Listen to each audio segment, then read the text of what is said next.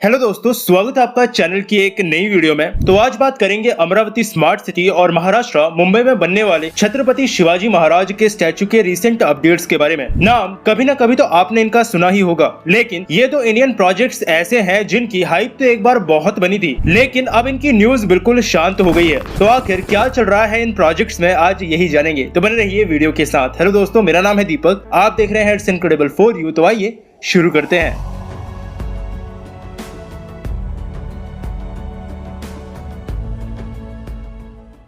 तो शुरुआत करते हैं शिवाजी महाराज के स्टैचू से। साल 2018 के आसपास अगर आपको याद हो तो आपने ऐसी न्यूज सुनी होगी कि अरेबियन सी में छत्रपति शिवाजी महाराज का एक बहुत बड़ा स्टैचू बनाया जाएगा। राम सुतार द्वारा उस समय इसको डिजाइन करवाया गया था। ये वही हैं जिन्होंने स्टैचू ऑफ यूनिटी को भी डिजाइन किया था। छत्रपति शिवाजी महाराज मेमोरियल या शिव स्मारक इस प्रोजेक्ट को नाम दिया गया था और असल में 2018 में ये थोड़ा सा हाइप लेकर आया था, लेकिन काम इसमें पहले ही शुरू हो गया था। ये पिक्चर 25 दिसंबर 2016 की है, जब शिवाजी महाराज के पुराने किलों से लाई गई मिट्टी और राज्य की काफी सारी नदियों के पानी से एक तरह से फाउंडेशन स्टोन रखने की सेरेमनी पूरी की थी हमारे प्रधानमंत्री जी ने। और यहीं से प्रोजेक्ट में एक एक कर काम होना शुरू हुआ था। ईगिस ये एक फ्रेंच मल्टीनेशनल कंपनी है, इसको इस प्रोजेक्ट का मैनेजमेंट कंसल्टेंट उस समय बना दिया गया था। कोली फिशिंग कम्युनिटी जो कि उसी तरफ रहती है, उनका इस प्रोजेक्ट को लेकर थोड़ा प्रोटेस्ट भी हुआ था उस समय, क्योंकि उन्हें लगा कि ऐसे बड़े प्रोजेक्ट बनने से शायद उनकी नॉर्मल फिशिंग की जो लाइफ है, जिससे उनकी लाइफ चलती है, वो इफेक्ट हो सकती है। आपको लग रहा होगा कि एक स्टैचू के बनने से उनकी फिशिंग लाइफ पर क्या इफेक्ट पड़ सकता था। तो असल में आज भी ये जो प्रोजेक्ट रुका हुआ है, इसका कारण यही है कि ये सिर्फ एक स्टैचू नहीं था,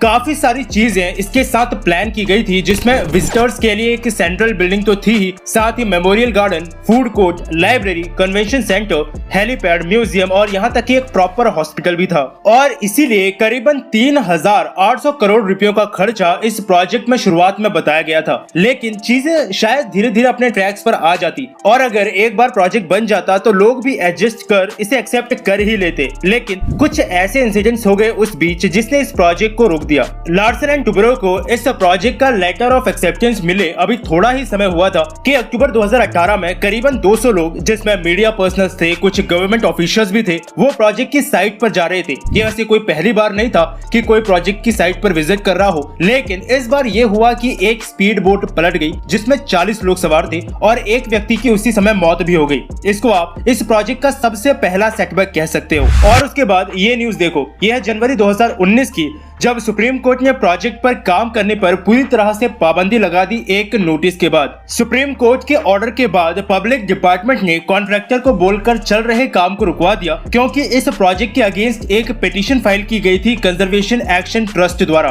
कंजर्वेशन एक्शन ट्रस्ट, इन लोगों की वेबसाइट के मुताबिक ये लोग एक नॉन प्रॉफिट ऑर्गेनाइजेशन है जो कि एनवायरमेंट को प्रोटेक्ट करते हैं। खैर, पिटीशन फाइल हो गई थी। कोली कम्युनिटी का भी थोड़ा सा सपोर्ट था इनको, जिनके बारे में मैंने पहले बताया था कि उन्होंने प्रोटेस्ट किया था इस प्रोजेक्ट के अगेंस्ट, जिस वजह से प्रोजेक्ट का काम रुक गया। अब क्वेश्चन ये कि क्या प्रोजेक्ट कैंसिल हुआ है? तो नहीं, प्रोजेक्ट ना ही कैंसिल हुआ है, लेकिन ना ही रफ्तार से कंस्ट्रक्ट हो पा रहा है। जैसा था वैसा ही पड़ा है, क्योंकि इसे फास्ट ट्रैक में डाल दिया गया था पिछली गवर्नमेंट द्वारा, लेकिन उसका कोई फायदा अब नहीं हो पा रहा है। लेकिन फिर भी इस साल फरवरी में ही इससे रिलेटेड एक न्यूज आई थी कि स्टेट का पब्लिक वर्क डिपार्टमेंट अब इस मेमोरियल तक पहुंचने के लिए अंडर सी मेट्रो रेल के बारे में सोच रहा है। ये चीज पहले से भी क्लियरली ही पता थी कि मानसून के टाइम पे इस मेमोरियल तक पहुंचना बहुत मुश्किल होगा, जिस वजह से शायद इस मेट्रो रेल के आइडिया को लाया गया है। और ऑफिशियल्स को डिटेल्ड प्रोजेक्ट रिपोर्ट भी इसके लिए तैयार करने को बोल दिया गया है। मतलब कि प्रोजेक्ट को कैंसिल करने के बारे में अभी कोई नहीं सोच रहा, लेकिन ये जरूर है कि उन्हें इस रेल को बनाने के लिए भी एक्स्ट्रा पैसे और मिनिस्ट्री ऑफ एनवायरमेंट और फॉरेस्ट की क्लियरेंस लेनी पड़ेगी। और इस चीज की भी कोई गारंटी नहीं है कि फिर से कोई ट्रस्ट या ऑर्गेनाइजेशन ना आए जो कि इस चीज से भी रिलेटेड प्रॉब्लम क्रिएट करे। तो असल में एक निचोड़ इस प्रोजेक्ट का अगर निकालना हो तो वो ये है कि प्रोजेक्ट कहीं खतरा तो नहीं है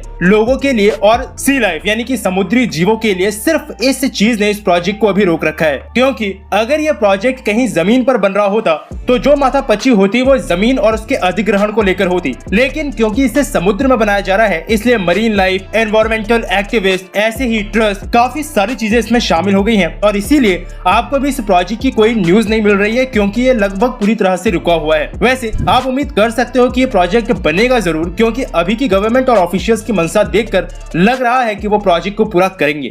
और अब अगर बात करें अमरावती की, तो आंध्र प्रदेश की future capital smart city, India का पहला सिंगापुर। मतलब शुरुआत में सपने तो ऐसे ही दिखाए गए थे अमरावती के प्रोजेक्ट को लेकर, लेकिन कुछ समय पहले मैंने एक वीडियो बनाई थी अमरावती से रिलेटेड, जिसमें आपको काफी सारी चीजें बताई थी इसके बारे में। लेकिन अनफॉर्चुनेटली पिछले 5 महीनों में भी चीजें कोई बहुत ज्यादा बदली नहीं है। अमरावती स्मार्ट सिटी का आइडिया तब आया था जब आंध्र प्रदेश और तेलंगाना अलग हुए थे और आंध्रा के कैपिटल हैदराबाद तेलंगाना को मिल गई थी और आंध्र प्रदेश को अपने लिए एक नई कैपिटल चाहिए थी। और उस समय की सरकार को जो लीड कर रहे थे यानी चंद्रबाबू नायडू, उन्होंने कैपिटल के रूप में कृष्णा नदी के किनारे अमरावती को चुना था। उसी समय के आसपास हमारे प्रधानमंत्री जी ने भी 100 स्मार्ट सिटीज के मिशन को लॉन्च कर दिया था और अमरावती को भी उसमें जगह मिल गई थी, इसलिए इसे अमरावती स्मार्ट सिटी कहा गया, जो कि स्मार्ट सिटी के साथ साथ आंध्र प्रदेश की कैपिटल भी होती। और अब क्योंकि भारत की शुरुआत की कुछ स्मार्ट सिटीज में अमरावती शामिल थी, इसलिए इसे बिल्कुल सिंगापुर की तरह डिजाइन करने का प्लान रखा गया था, क्योंकि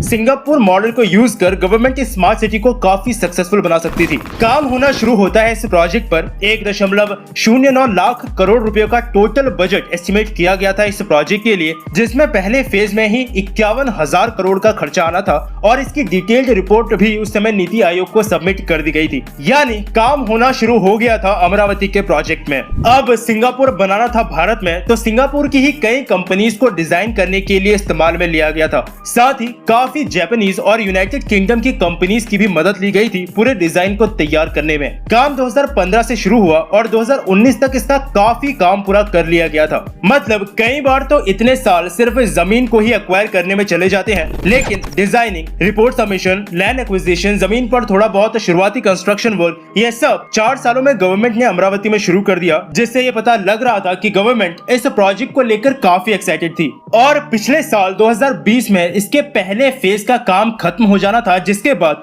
अगर आप लोग बुक करा सकते तो रहने के लिए घर वगैरह भी आप इंडिया के फ्यूचर सिंगापुर में बुक करवा सकते थे। लेकिन करवाया क्या आप लोगों ने? नहीं करवाया होगा, क्योंकि घोस्ट टाउन में रहना जनरली लोगों को पसंद नहीं है। जी हाँ, 2 साल के अंदर भारत का फ्यूचर सिंगापुर जिसको ऐसा दिखना चाहिए था, वो घोस्ट टाउन बन चुका है। क्यों? क्योंकि 2019 में हमारे देश का सबसे बड़ा पर्व जो मनाया गया था, जी हाँ, इलेक्शंस। 2019 में आंध्रा में इलेक्शंस हुए और जो पार्टी जीती वो जगन मोहन रेड्डी साहब की पार्टी थी, यानी कि चंद्रबाबू नायडू की पार्टी का तो कम से कम 5 साल के लिए टाटा बाय बाय हो गया। और जगन मोहन साहब ने आते ही जो निंजा टेक्निक चली, उसमें सबसे पहला था अमरावती के कई सारे प्रोजेक्ट्स को रोकना या फिर कैंसिल करना। क्यों? क्योंकि उनके हिसाब से इन प्रोजेक्ट्स में बहुत ज्यादा करप्शन हुआ था। खैर, प्रोजेक्ट में करप्शन हुआ या नहीं वो तो चेक करके पता चलता, लेकिन इसकी वजह से प्रोजेक्ट के काम को ही पूरी तरह से रुकवा दिया गया। जो कंस्ट्रक्शन हुआ था वो वैसे ही रुक गया और जो जमीन किसानों से ली गई थी उसमें ना ही काम किया जा रहा था और ना ही वो जमीन किसानों के पास रहने दी। और इतना कम था कि जगन मोहन रेड्डी साहब ने फिर दूसरी निंजा टेक्निक चली और बोला कि आंध्र प्रदेश की 3 कैपिटल्स होंगी, विशाखापट्टनम एग्जीक्यूटिव, कर्नूल जुडिशियल और अमरावती को भी लेजिस्लेटिव का दर्जा दे दिया गया। लेकिन यहाँ से लफड़ा और शुरू हो गया, क्योंकि जो अमरावती पर पैसा लगाया गया था वो पूरा वेस्ट हो जाता। 34 से 35 हजार एकड़ की किसानों की जमीन बेकार हो जाती। इसलिए अमरावती के फार्मर्स ने जगन रेड्डी साहब की सरकार को हाई कोर्ट में चैलेंज कर दिया, जहां हाई कोर्ट ने यह बात पूछी कि जो जमीन और पैसा इसमें दिया गया है उसका कंपनसेशन कैसे होगा। जिसके बाद जगन साहब का कहना था कि हम अमरावती के काम को वापस शुरू कर रहे हैं और इतना काम कर देते हैं कि जो आधी पड़ी कंस्ट्रक्शन है वो पूरी हो जाए और हमारी लेजिस्लेटिव कैपिटल एक नॉर्मल मेट्रोपॉलिटन सिटी बन जाए। यानी अभी सरकार का रुख शायद ये जा रहा है कि जैसे तैसे करके बस इस लफड़े से बाहर आ जाओ, क्योंकि अभी भी उनके दिमाग में वही 3 कैपिटल्स का ही सपना घूम रहा है। तो सिंपल सी बात, आज तक का अपडेट ये है कि भारत का फ्यूचर सिंगापुर तो नहीं बनने वाला, मतलब कुछ सालों में तो बिल्कुल नहीं बनने वाला, क्योंकि एक स्मार्ट सिटी को अपना कैपिटल बनाने का विजन मिस्टर जगमोहन रेड्डी का नहीं है। उनका शायद अपना ही कुछ चल रहा है। शायद एक नॉर्मल मेट्रोपॉलिटन सिटी की तरह अमरावती डेवलप हो जाए और अगर कुछ सालों में कोई काम नहीं हुआ तो वो पर्व फिर से वापस आएगा, यानी कि फिर से इलेक्शंस होंगे और किसकी सरकार वहां जीतेगी वो डिसाइड करेगा अमरावती का फ्यूचर। अगर वो सरकार जीती जो अमरावती को स्मार्ट सिटी की तरह डेवलप करना चाहती है तो शायद अमरावती डेवलप हो जाए स्मार्ट सिटी की तरह, लेकिन टाइम भी अब बहुत लगेगा और इन्वेस्टमेंट वगैरह भी अब इतने सारे ड्रामे के बाद बहुत मुश्किल होगा अमरावती तक लेकर आना। और अगर फिर से कोई ऐसी सरकार जीती जिनके विजन में अमरावती नहीं है तो फिर आप लगभग इसे भूल जाओ। बाकी तो ये है अपडेट्स जितने में निकाल सकता था मैंने आपके सामने रख दिए हैं, क्योंकि ये प्रोजेक्ट्स किसी न किसी वजह से अटके हुए हैं, इसलिए इन प्रोजेक्ट्स के अपडेट्स भी बहुत ही कम आते हैं। बाकी आपको अगर कुछ कहना हो इन प्रोजेक्ट्स के बारे में तो नीचे कमेंट सेक्शन खुला है, मुझे नीचे जरूर बताइएगा। इस वीडियो के लिए इतना ही, मिलता हूँ आपसे फिर से एक और नए इंटरेस्टिंग टॉपिक की एक नई वीडियो के साथ। तब तक के लिए अलविदा।